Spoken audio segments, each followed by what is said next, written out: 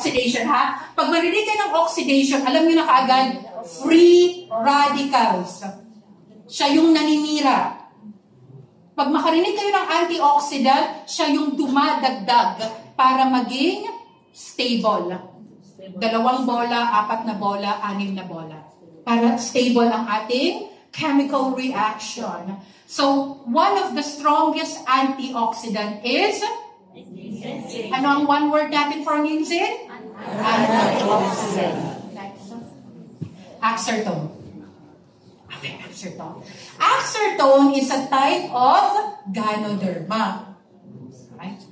Now, this Ganoderma is so special kasi it can shut down, it can turn off the aging gene.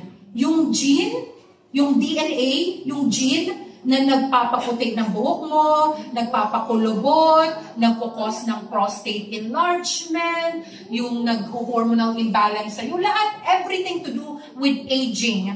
May kinalaman ang SIRTUIN-1 gene. So, Axertone can turn it off. One word, anti-aging. Okay? Next, lapit na tayo. Squalene. Squalene. Squalene.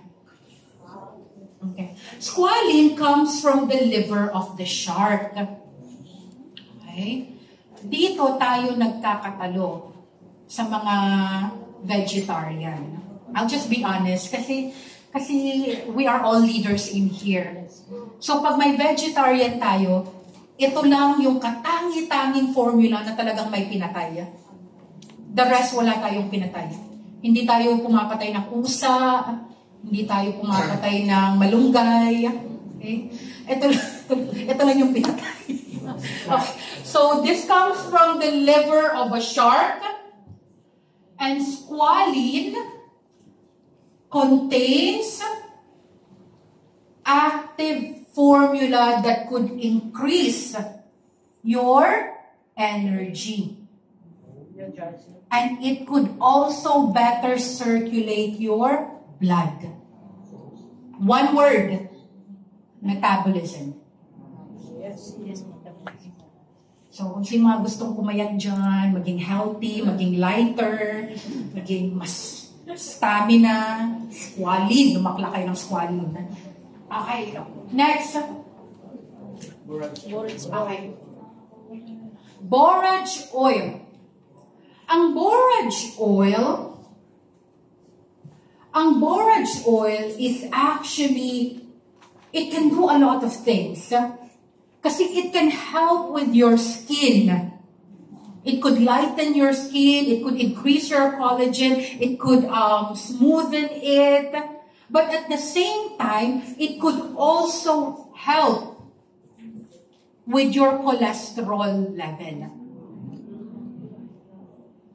Okay? So, one word. 2 words pala. Lower cholesterol.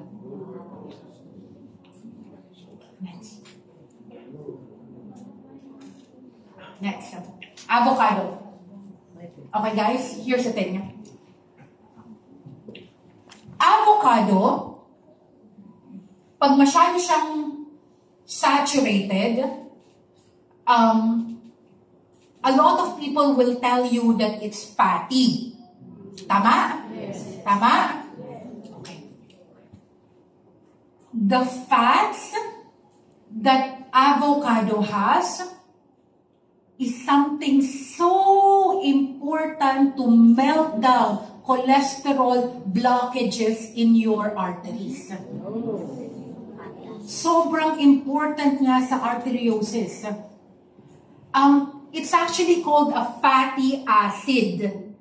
So, tinutunaw niya yung mga blockages, yung mga taba-taba, yung mga visceral fats, yung mga kind of fats na hindi madadala sa kung anong exercise at diet mo. Siya yung mga asido na kayang mag-melt sa kanya. Okay? One word. One word, ha? Fatty acid. Yan lang. Those are the things that I want you to remember. Kasi I don't want to overwhelm you. Fatty acid. Next.